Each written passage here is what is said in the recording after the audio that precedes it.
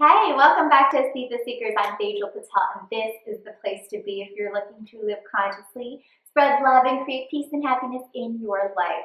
And this is a topic that a lot of moms have been asking about. How do you teach yoga to children that are older? And I like to delineate age groups for yoga. So children roughly between the ages of 3 to 7, you can do the same type of classwork with them. It's very low-key, very child-friendly, not your typical what you experience in an adult yoga class. And now when you get into the age of 8, there's a lot of brain changes that happen.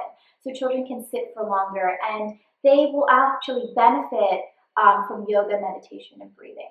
So from age 8 to age 12 is the next group that I kind of packed together.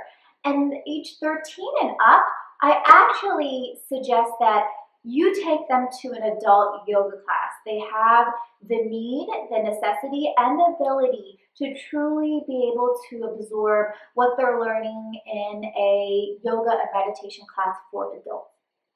So really, what I'm focusing right now is the ages between 8 and 12.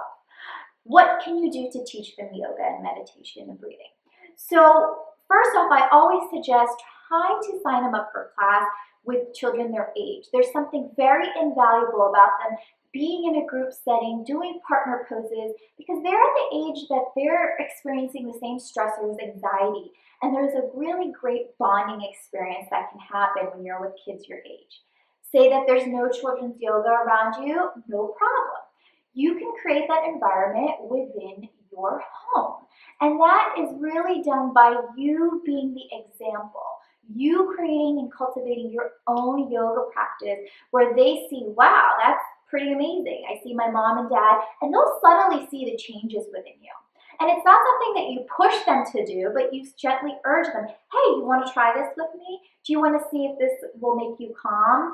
And children, I find, are yearning for relaxation and calmness in their life. And at the age of 8, you can really get them to sit still for a little bit longer and they will really benefit from it. So you really have to be the example and create that environment within your home of that yoga and mindfulness. And I like to break yoga into 3 components because people just focus on the physical asanas or the postures. But there's that one important component of it. Then there's the meditation and then the deep breathing. And to a certain respect, I feel like the meditation and breathing is what really needs to be emphasized because they're not being exposed to that in any different area. If your children are pretty active, they're doing sports, physical education in school, they're getting that flexibility, that limberness in some degree. And children are natural born yogis, so as long as they're being active, they'll get some space of that strength and coordination and that flexibility. And with yoga poses for that age, what I typically suggest are the little bit more challenging in-depth poses because they love a challenge. So side crow or crow pose or learning the basics of headstand. Now, the beauty of this is that you can Google it and kind of see a YouTube of how to do it, show it to them, and then try it together. Obviously, talk to your doctor if you have any physical, injuries and such. But if you guys are both in good health, good care, try these different poses like side crow and crow and really try to learn them. And as they see you practicing and knowing that to do and accomplish anything really substantial and awesome, it takes time, it takes diligence, it takes discipline, and that is the best practice that you can teach them from these challenging yoga poses. For the meditation aspect of it, I always like in my yoga classes with the postures and the meditation to include any sort of brain balancing. Any meditation that I share, previously the Kundalini one, ages typically 8 and up, you can do this together with your kids. So this is a different meditation that is really simple that incorporates affirmations. And one of the songs that I'm going to post a link to, it's a Namaste song, but it talks about peace, love, togetherness, makes the world go round. And it's a very catchy tune, played in the car, played at home. Let them hear it a little bit and they'll start singing the song. And that's what I use as an affirmation in my class. And what I do is I cross over my heart. So crossing over is creating an X and a brain balance. And I use my fingers for guidance. So you're pressing each finger and you say peace, love, togetherness makes the world go round. And the pinky is touched for the whole time you say makes the world go round. And another affirmation I love for this age group is I love myself. Or if they're going through some fear or something that they need to release, I release this fear. And them sitting in this pose, closing their eyes, focusing on their brow point, just repeating their affirmation. You can do it where, hey, repeat the affirmation 15 times or do it for 2 minutes. Whatever works for them, build up to that.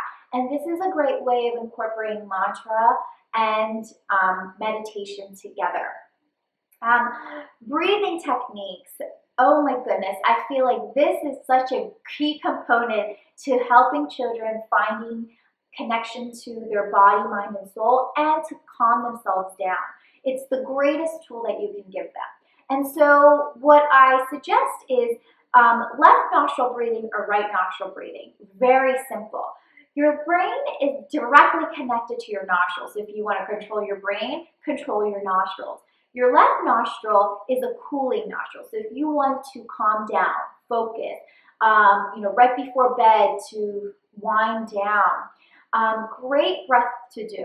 And so what you do is you plug in your right nostril with your thumb. Your other fingers are pointing straight up, kind of like an antenna, connecting with the cosmos.